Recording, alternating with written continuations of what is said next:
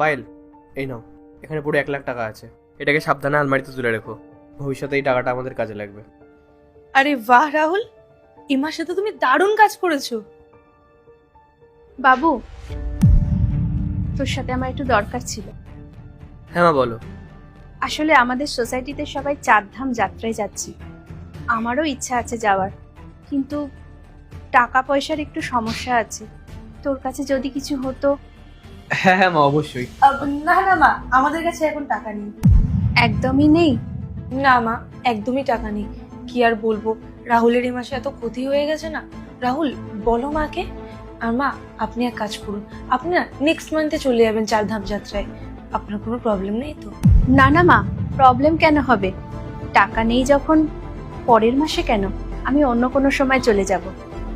তোমরা একদম টেনশন করো না, ঠিক আছে?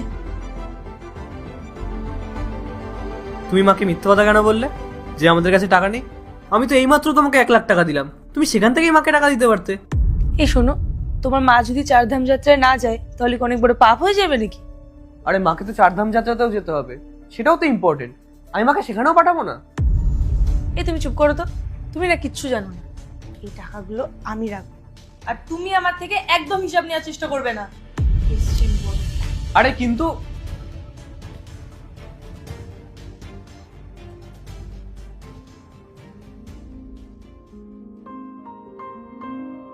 মা, এ নাও টাকা। কিসের টাকা বাবু? তুমি চারধাম যাত্রায় যাবে, ভুলে গেছো নাকি? কিন্তু বাবু, বৌমা যে বললো বাড়িতে টাকা নেই। আরে মা, ওর কথা ছাড়ো তো তুমি। আর তুমি তো জানোই ওর চিন্তা ভাবনা কেমন। তুমি একদম টেনশন করো না, তোমার যদি আরো টাকার প্রয়োজন হয় তাহলে আমাকে অবশ্যই বলো। না বাবু, আর টাকা লাগবে না, এটাই যথেষ্ট। ঠিক আছে মা, সাবধানে চারধাম যাত্রায় যাও আর গিয়ে খুব আনন্দ করো। ঠিক আছে বাবু।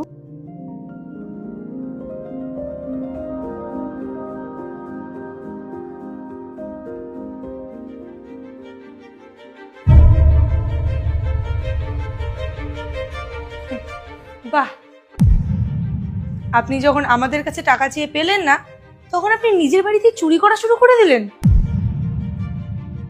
চুরি? মা, আমি টাকা চুরি করব কেন?